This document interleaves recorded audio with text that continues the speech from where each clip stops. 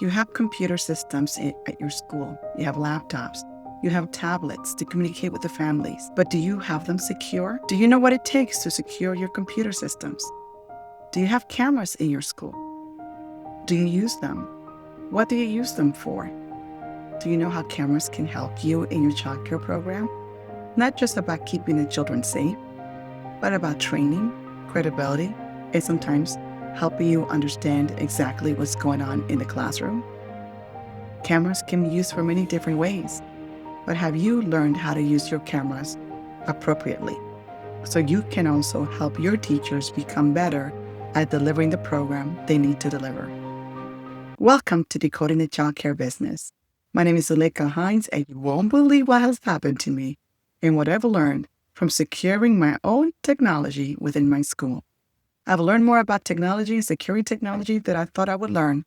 I was one of the first schools in Hoboken to have a smart board for childcare business. I had it from pre-K 3 and 4. It was so funny when a parent approached me and told me that their child got accepted to elementary school. And as he was walking by the classroom, he said, "Oh, I already had a smart board in my pre-K 3 and 4 classroom." Things have advanced so much more since that time, and technology continues to advance. But as group family daycare providers, center-based programs, are we also keeping up with the technology that is in front of us? In this particular conversation, I'm going to discuss with you why it is important for you to have security in your school. And cameras, ring bells, computers are all part of the ecosystem of staying secure. Decoding the childcare business. Surviving security breach in childcare. Why policies and boundaries are essential. Being a director can be deeply gratifying, but it also profoundly lonely. The burden of fairness and safety falls on you. And policies that protect you will also protect the organization and protect the families and the children that you serve. It is important for you to understand your role in the process so you can create policies that everyone can champion around.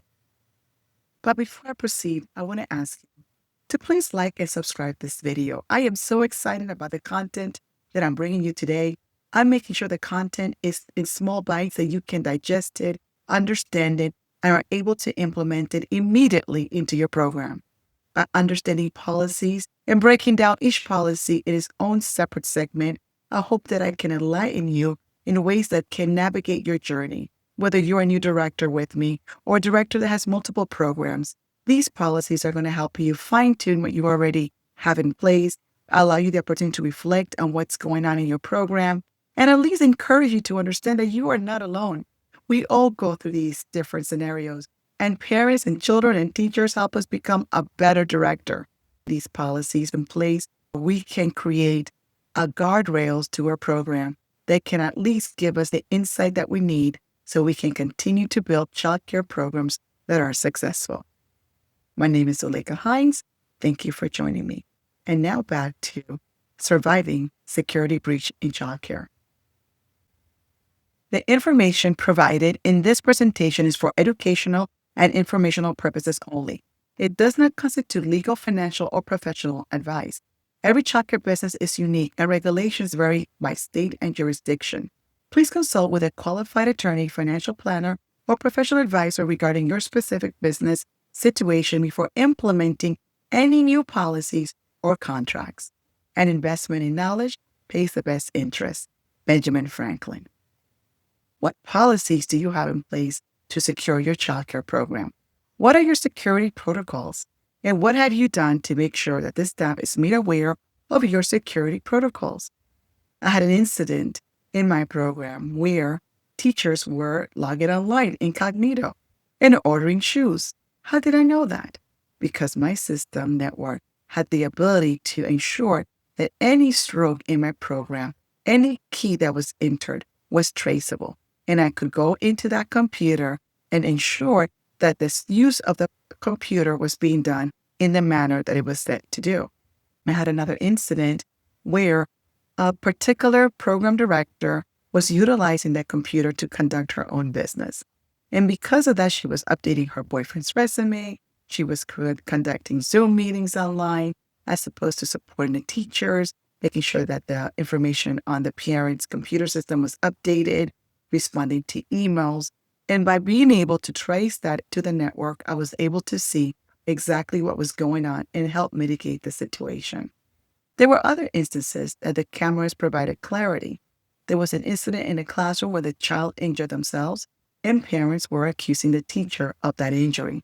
And when we looked into the camera, we saw that the child actually did have an accident, and the accident was something that was just that, an accident. Playing with a particular hard toy, the child rocked back and forth and bit their lips while trying to eat that block, the plastic block, which created an indentation in the upper lip and broke the skin, and there was bleeding. And we called the parents and we shared with the parents what had occurred. Some parents can take an accident at face value, but some parents want you to provide more context around what happened. By being able to have the cameras in place, I was able to provide that additional content.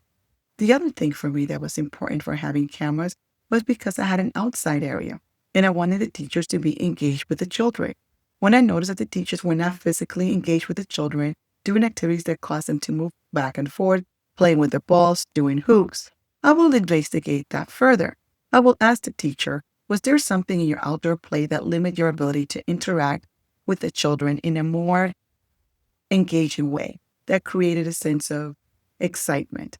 I would then ask if I would provide them with these particular materials, whether hula hoops or balls or tricycles, would that excite them and help the children be more active during outdoor play? By having these types of cameras and understanding how the outdoor play was taking place, I was able to manage the classroom and help them understand ways in which children should be properly engaged with, while at the same time ensuring that the teachers were present with the children when they were outside. Cameras provide an opportunity for teaching. It's a teachable moment. And I used the cameras for teachable moments to allow the teachers to understand that I was always present. I would look at the cameras and call the schools and ask the teacher, is there something in the classroom that's preventing you from doing a particular activity? May I help you? I found that approaching it from a place of support allowed the teachers to feel a sense of encouragement and a sense of acceptance. They didn't feel that it was a I got you moment. They felt that I was in partnership with them, helping them, supporting them. It became so much so that the teachers will say to me, Ms. Zuleika, can you look at the camera during this time and let me know how you see the activity being implemented? So that way I can look at it and see if I could do it differently or do it better. It was such a sense of relief for me and a sense of accomplishment to see that the teachers accepted me being engaged with them, because even though I couldn't be in all the schools at the same time, they knew that I was intentionally curious and that I was a teacher that loved to train. It was the point that they would say, oh, if you do that too many times wrong, Ms. Zuleika will have a training just about that. And I did, because oftentimes the goal is to build the teachers, help them become stronger at what they do. And the only way that I can do that at times is by having these checkpoints. Because as a leader, I realized that sometimes when you enter a classroom during an activity, even when I did formal and informal observations, teachers would get more nervous. They're more likely to make mistakes. And so it was not a true sense of what was going on in the classroom. I will call it the Zuleika effect, because they would want to, do well, show up well. And sometimes they felt that me being in the classroom prevented them to show themselves in the best light that they felt possible. But there were other ways that the camera also helped me. It helped me see if there was a teacher engaging with conversations with parents far too long that took them away from the classroom. It allowed me to write an email to the parents and say to them, listen, the teachers are still engaging with other children in the room. They are not able to have lengthy conversations, but we can always schedule a 5 or 10-minute call for you to go in greater depth about about what you want to learn or discuss about your child. This way, the teacher didn't feel guilty cutting the conversation short, but at the same time, it gave parents another opportunity in which to engage with the teacher, that they could go deeper into those conversations. There were times that the computers were used inappropriately. They were used to solicit my teachers to work for them. I had a school nearby that knew my teachers by name, and would solicit them to go work with them. And so by having certain paperwork in place, I was able to help the teachers and myself. I was able to minimize turnovers. Cameras and technologies are so important to your program. When used adequately, they can help uncover errors or mistakes, or when used appropriately, they can be a teaching tool, helping teachers be better in the classroom, how to navigate transition, help them understand how children are participating in their activities. And other times, it helps unanswer questions about an illness or an accident that took place in the classroom. It helps disconnect parents from teachers when they find that they're talking to them for a lengthy period of time when they still have other children in their care. And it helps to make sure that my teachers were going outside for outdoor play. Cameras are a critical part of a program. I did not have parents have access to the cameras. I personally felt that I had an open door policy. Parents are welcome to come to my school anytime and sit for the day and have circle time and engage with the children. They can be part of the activity. I feel that the cameras limit their participation in the classroom, and oftentimes they will jump to conclusions that understanding classroom management, classroom routines, and pedagogy. So I did not make my cameras available to the parents, but I did give them access to call the school at any time or spend time with us during the activities. And that encouraged so much parent participation to the extent that I will send out emails saying, today we had every single mother participate in our circle time. It was such a great way to engage parents that the fathers came together and decided they were all going to be there for circle time because they did not want to be left behind. So security, cameras, and communications all work together when used appropriately. The hidden side. She was a beloved teacher, but she would use her company time to do her personal work. And she did it repeatedly over a period of months, and I had to let her go, while keeping the center's integrity. The hardest part is carrying the weight of that decision because I couldn't provide the backstory to parents. She went and slapped me all across Facebook or Google review, but I couldn't share the backstory because as a leader, sometimes you have to take the high road. Your network and devices are center property. Unmonitored access invites liability, time theft, and painful leadership decisions. Every technology in the school is owned by the school, and I made that known. It was the property of Beyond Basic Learning. Teachers were not allowed to share pictures of children with their fans and family or post them on Facebook, and they had to sign off with that because it was important for me to understand, to help them understand where the boundaries lie. Acceptable use policy. I require all the staff to sign an AUP, acceptable use policy, detailing that the center devices and networks were strictly for work purposes only. I restricted personnel devices. I limit when and where personal phones or laptops can be connected to the center's Wi-Fi network. I monitor the activity, and I had monitoring systems in place to ensure that the policies was being adhered to. I had to protect the child. I had to make sure that all digital records, photos, and family data were stored securely and never accessed on personal devices. I used my company's Google Drive, which also gave each teacher an email account, and that email account was proprietary to Beyond Basic Learning. Any updates and newsletters needed to be passed through that network, had to be passed through that network. I was very fortunate because I worked for IBM and American Express in the technology side. I also was very fortunate to have an amazing network person. He was so good at making sure that every laptop, any computer, no matter where I was connected to Beyond Basic Learning, has security protocols in place. Even if they took the laptop home and logged into their network, they still were being tracked in the computer. And it was just like a fingerprint. If the person logged into a bank account, I could see all their strokes, their password, all that information when they were using my computer in my company. There are times that technology can run away from you. I had an incident where I had an enrollment specialist keep all the data in an Excel spreadsheet outside of my database, outside of my software and protocol. What happened? The computer went down. We had a blackout, and all that information was lost. That's when I said to myself, and I promised myself, I would never allow my information to be kept hostage by any person, enrollment specialist, program director, or assistant teacher.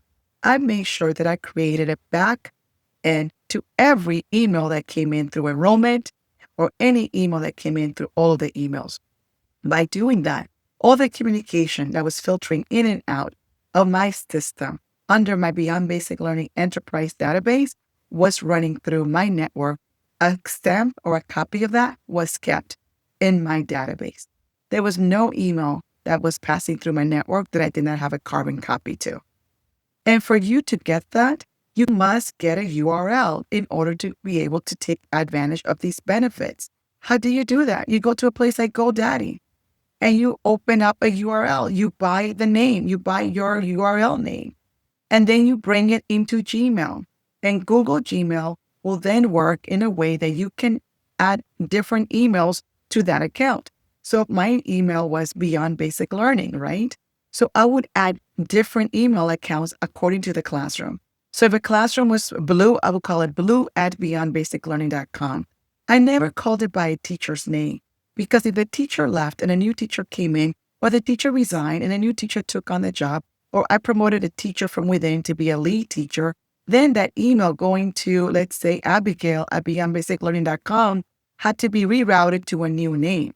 So instead of giving the classroom a name by the individual, I named each classroom. This way, a new lead teacher had a repository of all of that information saved. All the lesson plans going back to 10, 15 years were saved under that email account. All of the emails going back and forth to parents, any historical data associated with that family was kept because of the way that I structure my Gmail under my business name. For you to be successful, you have to have structure and you have to have policy. Your structure is you must have your business under the URL and then get it aligned with Gmail account. By doing this, you become an administrator and you can add multiple emails to that account. I had program director, I had enrollment specialist, I had a events person. All of those had their own unique email according to their function. So protecting your data is critical, and you start by the way that you structure your email system, and then you can create a backend where any copy of that email is going to a box in your main email, or you can create a backup email where all of those emails go to, and you can search it at any time. This way, if you have a person that's inquiring about your program or is trying to enroll, you're getting that data coming to you directly, and not just your enrollment specialist. This way, your information is never hostage to a system breakdown or a person moving or leaving the program. So create policies, restrict personal devices, and monitor the activity. Don't forget, you have to monitor the activity. Otherwise, it's very easy for it to get away from you. If people were looking for jobs, sure, look for a new job, but not on my computer system, not using my laptop. I had a group of parents that wanted to poach a teacher through to be their own personal nanny. They were going to share her between 4 families. They used my tablet to solicit her, for which I had a carbon copy of the whole negotiation. Imagine how embarrassing it is for the parent and how embarrassing it is for the teacher to know that they were actually using my data to solicit a teacher and think that I will not have security protocols to unearth that at some point. You have to be careful in guarding your program. You have to protect your teachers and your families and your children. This all came out of an incident that happened many years ago where a nanny went ahead and created a best publishing book about a story that she wrote about a family she took care of, about a family she was employed by to take care of their children. And so there were policies in place that says that you cannot write about the children, you cannot create a story about them, or the director or other teachers in the program. So taking a page out of that incident, policies came into play to protect all the families, your teachers, and yourself from a runaway author, I will call it. It's important to really think about your technology as not just a camera to see people coming in and out, but also as a way to understand how teachers are engaging, also to monitor that the company tools are being used appropriately, to ensure that the children's pictures are kept in a repository in a database that is owned by you, and that the information can also be shared with other teachers. As new teachers take on that classroom, they have a repository of information that allows them to succeed in being able to bridge from what was going on before and what they need to do now. Another way that I used technology was to cover attendance. Teachers needed to check in and out of the school, check in and out for lunch. And anytime they did, it would leave their personal signature on the database that they logged in and out. When I saw that an administrator was logging in and out a particular teacher, I would look to discover why that was. I would look at the cameras to see if the time that the administrator put in as her time that she came in matches the actual time that she came in. There's a way to also monitor attendance and make sure that you're not getting time stolen by teachers that are coming in at a time that is later than they were scheduled for and still being paid for the full day.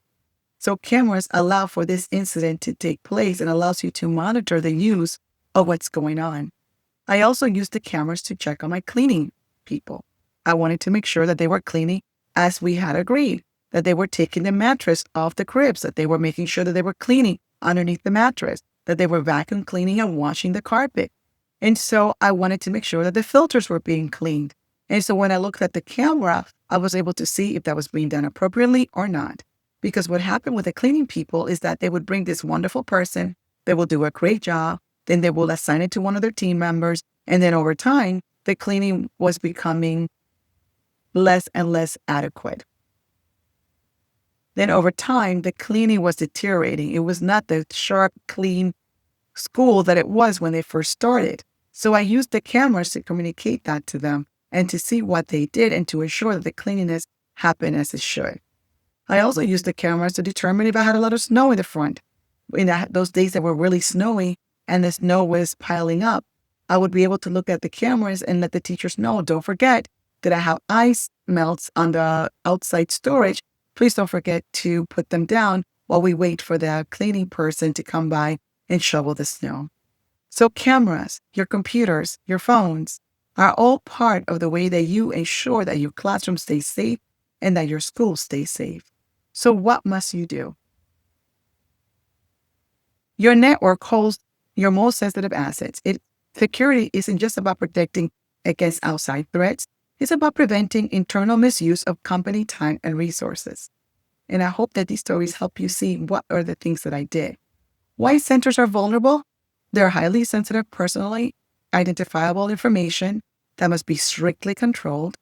Family communications, private behavioral reports, custody details, and daily updates stored on center devices.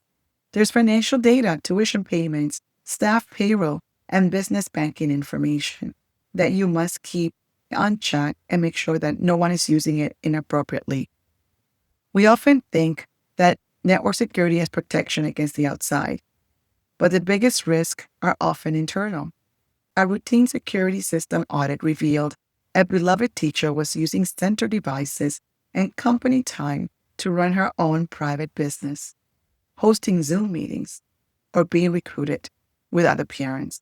Another time, I saw my computer system being used to arrange babysitting. Parents will use it to coordinate times, and that's not something that I wanted to be done during company time. Take action today. These are the things that you must put in place to make sure that you are staying above the fray and that you are complying with maintaining proper policy. Do you have written acceptable use policy for your privacy data? Do you have an audit access? Review exactly who has access to your center computers. I only kept the administrative account with myself, but then I had a system administrator, Carl, who was responsible to ensure that he, on the back end, put clue words and keywords and key terms to ensure that those systems were blocked. We've also blocked sites that were inappropriate or could be perceived as inappropriate so that teachers would not be tempted to go into those sites. Draft a policy that explicitly prohibits personal business, unauthorized software, and non-work browsing. In my computer system, I was able to also limit who could download. Carl was great at limiting access to downloading any apps that could be harmful to the school, that could create a backdoor to our information. We were able to secure the network.